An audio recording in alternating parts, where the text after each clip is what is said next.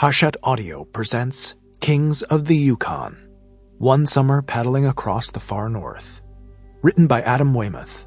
Read by Charlie Anson. To you, as yet unnamed, who came along quicker than this book. And to Mum and Dad for always trusting that I knew what I was doing.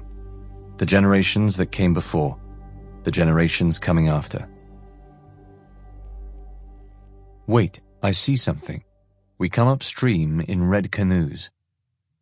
Riddle of the Alaskan Athabascans, documented by the missionary Julius Hachette, 1864 to 1927. Rival, noun. From the Latin rivalis, one person using the same stream as another. Author's note.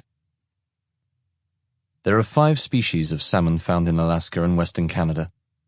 This book is concerned predominantly with one of them, Oncorhynchus chowitcha, generally referred to as the king in Alaska and the Chinook in Canada. I have used these names interchangeably throughout.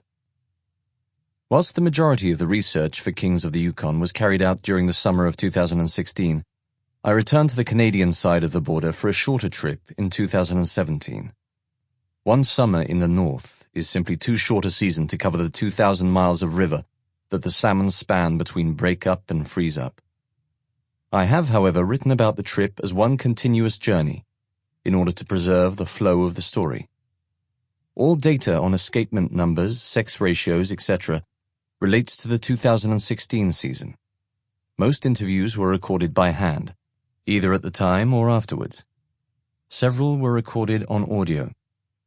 Some characters' names have been changed to protect their privacy. Interviews in Canada were carried out according to the traditional knowledge policies of the First Nations involved, policies which strive to protect their cultural heritage from exploitation. The terms Eskimo and Indian are often considered pejorative, yet are commonly in use in Alaska and Canada, amongst both Indigenous and white people. Alaskan Native and First Nation are not able to differentiate between these two very separate groups, and they do not encompass the connection on the Eskimo side between other groups that inhabit the circumpolar region and on the Indian side with other native peoples of Canada and the lower 48. As such, I have occasionally used them in the book, alongside the proper names of specific tribes and clans. Whilst the word Indian is commonly assumed to derive from Columbus believing that he had reached India, figures such as the activist Russell Means and the American Indian movement offer an alternative etymology, described here by Cree lawyer Harold R. Johnson in his book Fire.